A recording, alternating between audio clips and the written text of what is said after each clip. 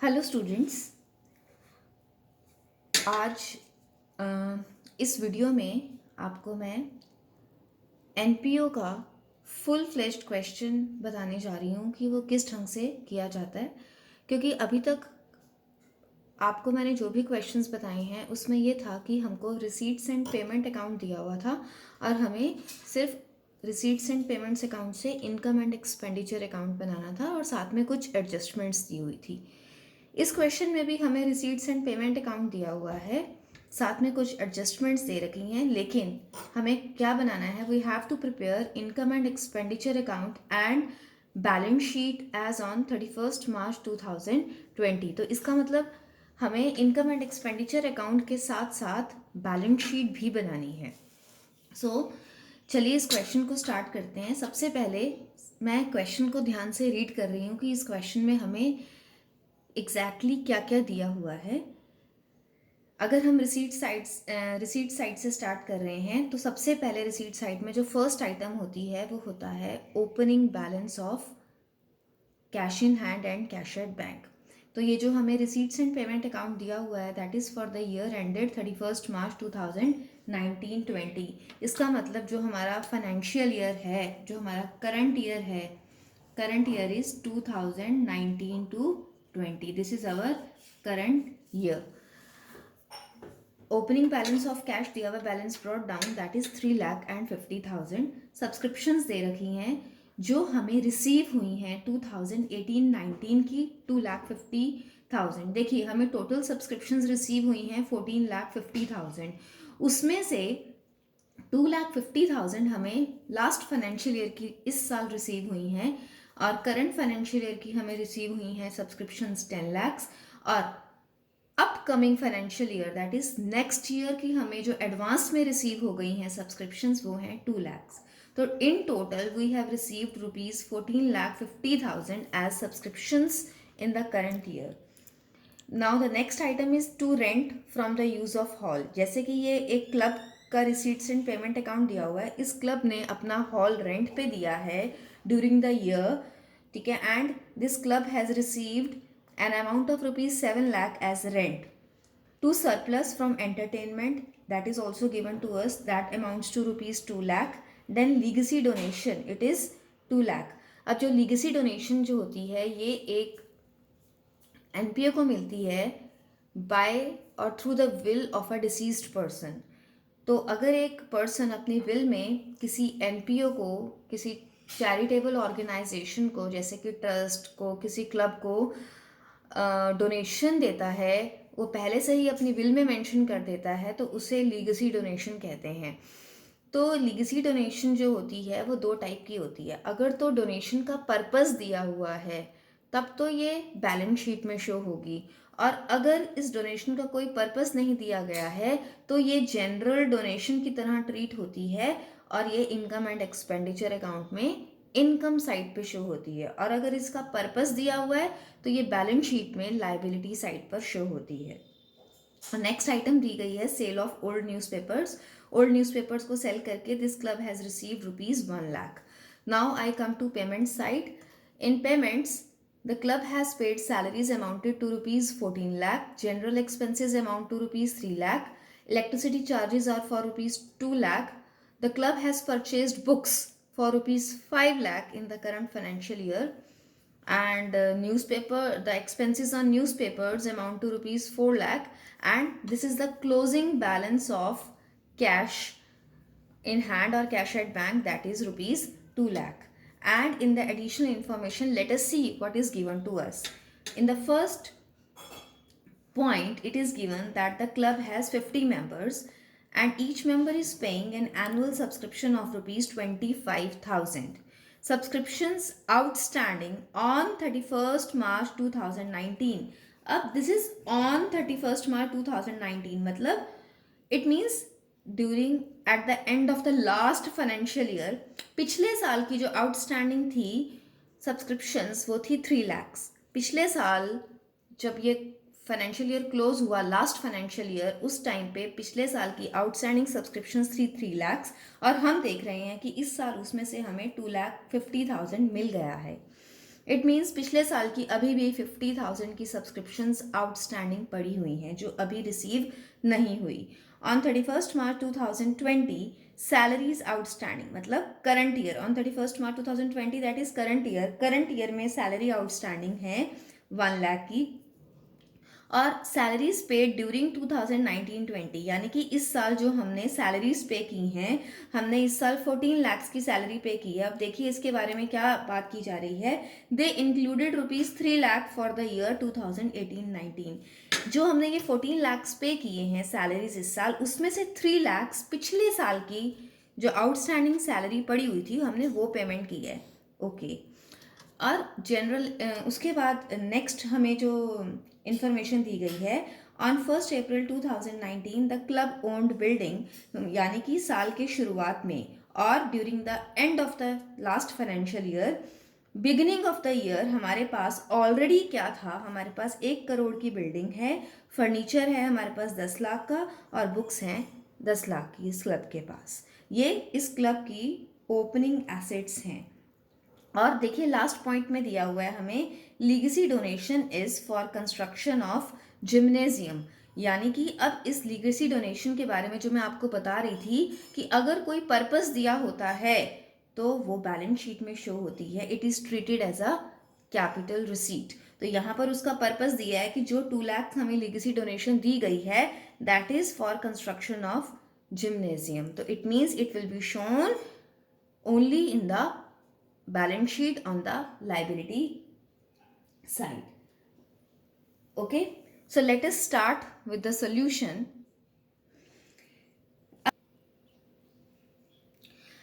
अब इस क्वेश्चन में एक हमें वर्किंग नोट प्रिपेयर करना है that is opening balance sheet, क्योंकि अगर हमें opening balance of capital fund नहीं दिया होता तो हमें वो कैलकुलेट करना पड़ता है to find out the capital fund.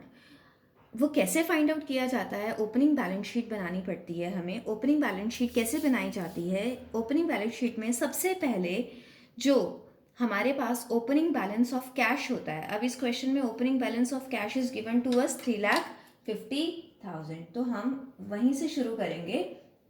Opening balance of cash ये मैंने वर्किंग नोट्स में लिखा है balance sheet as at 31st March 2019, मतलब मैं ओपनिंग बैलेंस शीट बना रही हूँ।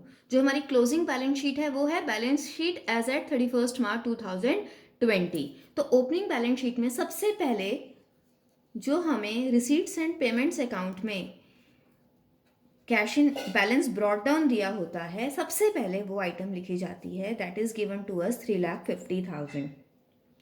अब उसके बाद यहाँ देखिए, यहाँ पर हमें थर्ड एडिशनल इंफॉर्मेशन में दिखा हुआ था कि क्लब के पास 1 अप्रैल 2019 को यानी कि बिगिनिंग ऑफ द ईयर हमारे पास जो बिल्डिंग थी वो थी, जो भी हमारे पास एसेट्स और लाइबिलिटीज़ थी हम उसको यहाँ पे मेंशन करेंगे। Club had building worth ₹1 crore, वो हमने लिख ली। और क्लब के पास फर्नीचर ऑलरेडी था 10 लाख का, वो भी लिख लिया।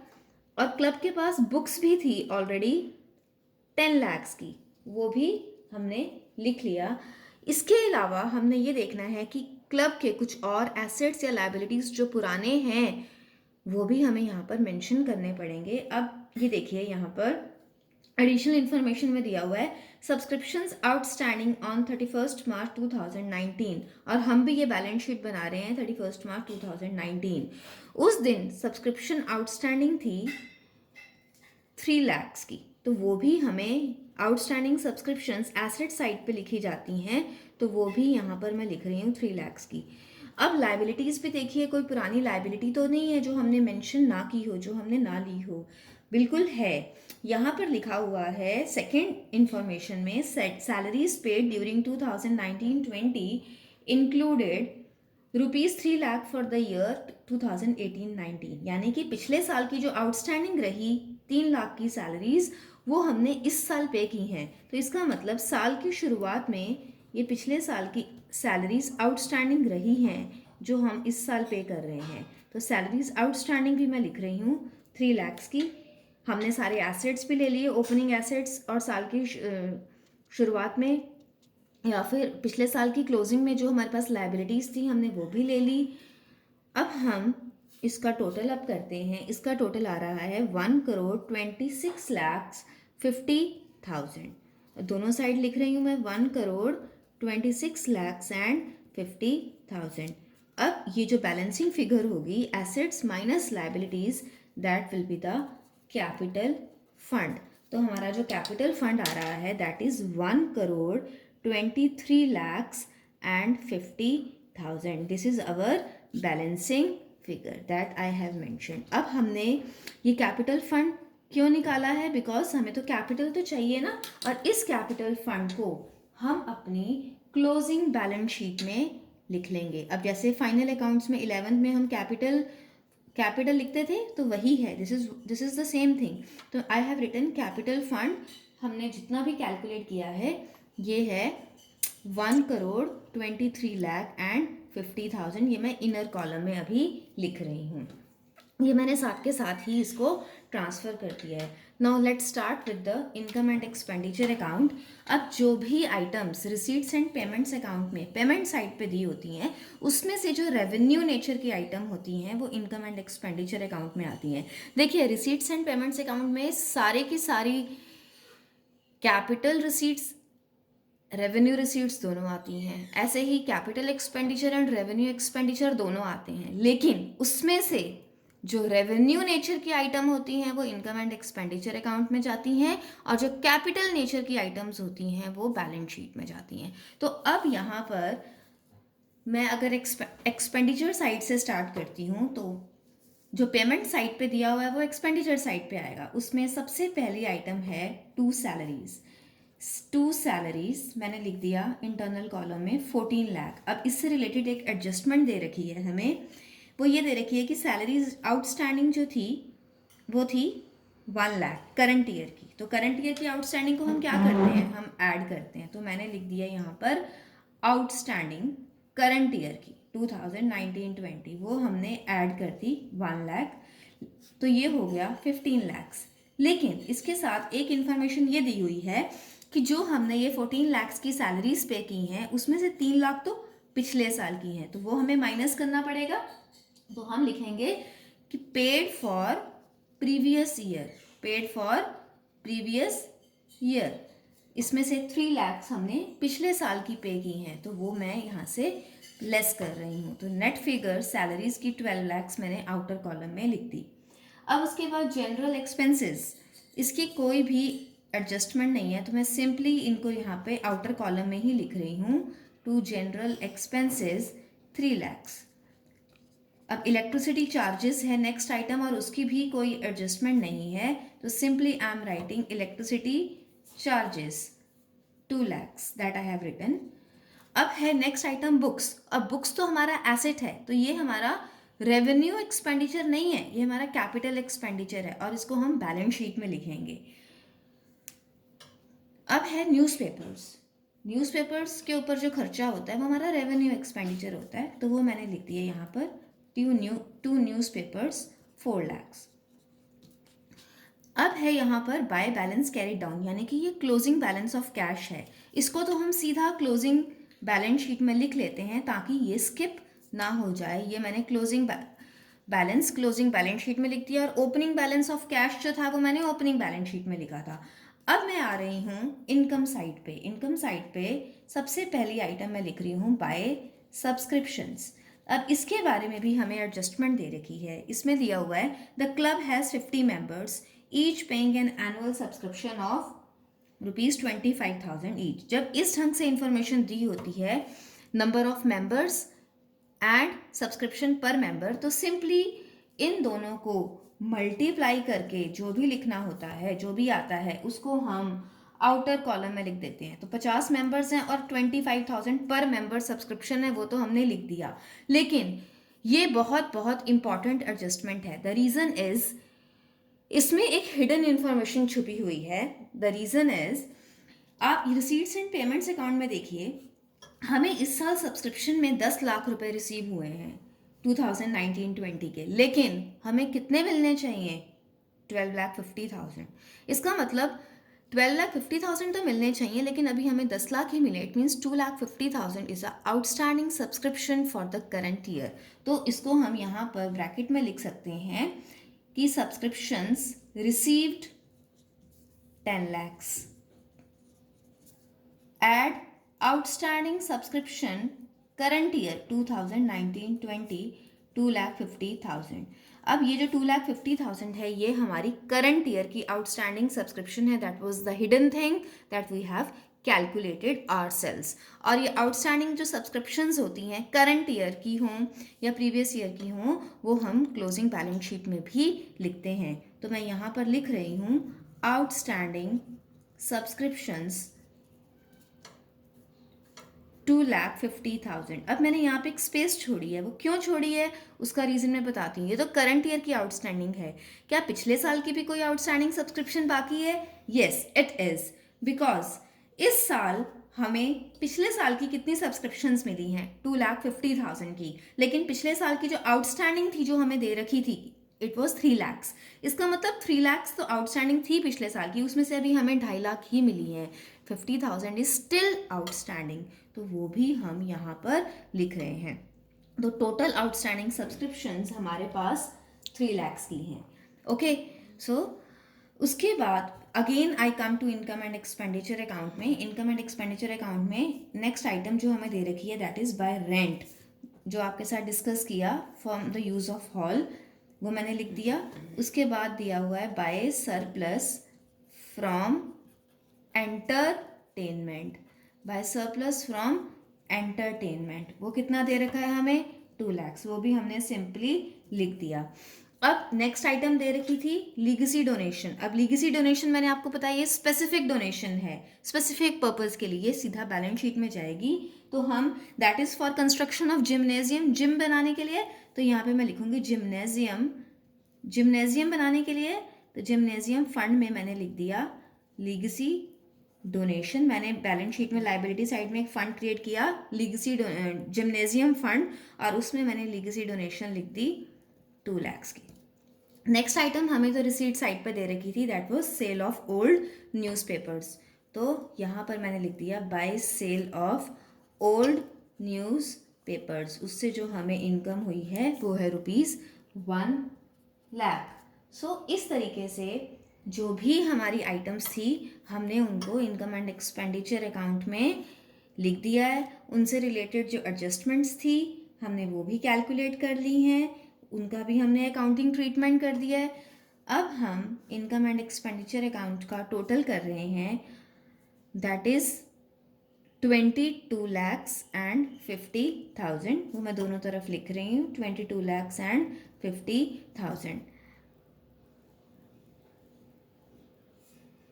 ओके, अब इसको जब हमने डिफरेंस देखा, of course income side is more than expenditure side. अब हमें जो बैलेंसिंग फिगर मिली दैट इज़ अवर सरप्लस. और सरप्लस कितना आ रहा है? 1,50,000. This is our balancing figure. तो surplus that is balancing figure that comes out to be 1,50,000. अब जिस तरह से हम कैपिटल में नेट प्रॉफिट को ऐड करते थे फाइनल अकाउंट्स में सोल प्रोप्राइटरशिप में, उसी तरह से अब ये जो हमारा सरप्लस है इसे भी हम कैपिटल फंड में ऐड कर देंगे बैलेंस शीट में. तो फिर अब हमारा जो कैपिटल फंड है उस वो हो जाएगा, पहले मैंने लिखा था 1,23,50,000, उसमें मैंने 1,50,000 ऐड कर दिया.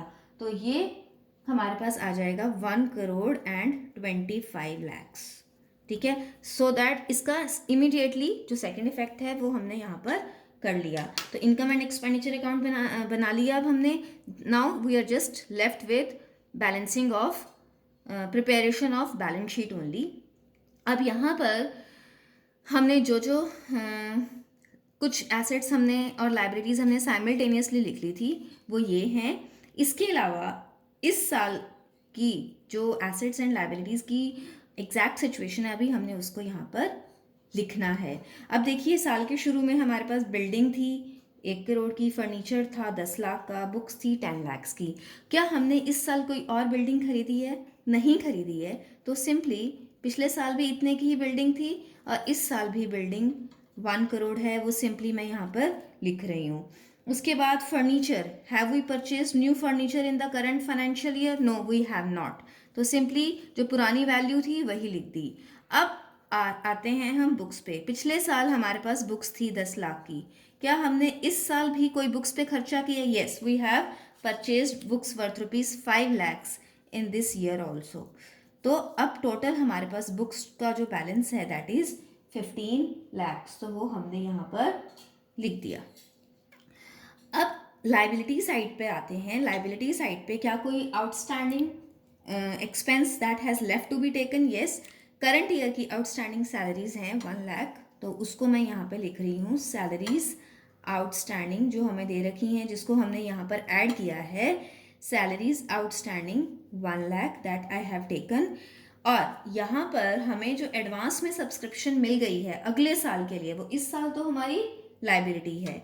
तो वहाँ पे मैं लिख रही हूँ सब्सक्रिप्शंस रिसीव्ड इन एडवांस 2020-21 के लिए जो हमें एडवांस में मिल गई वो है 2 लाख की. तो हमने उसे भी लिख देना है. ओके, तो अब हमने सारी आइटम्स को ले लिया है.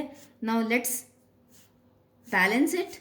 Now see if the assets are equal to liabilities. अगर बैलेंस शीट का टोटल मैच कर रहा है ऑफ कोर्स, तो हमारा सॉल्यूशन बिल्कुल सही है. This is 1 crore 25 lakhs plus 5, 1 crore and 30 lakhs.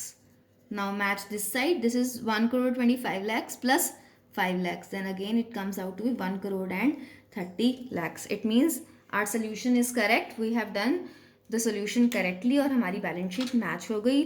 This is how this question is solved. We have to move with the steps. We have to follow the steps. In the working note, prepare opening balance sheet, find out the capital fund, write this capital fund in the closing balance sheet also, and simultaneously post the items from receipts and payments account to income and expenditure account and at the respective sides of balance sheet.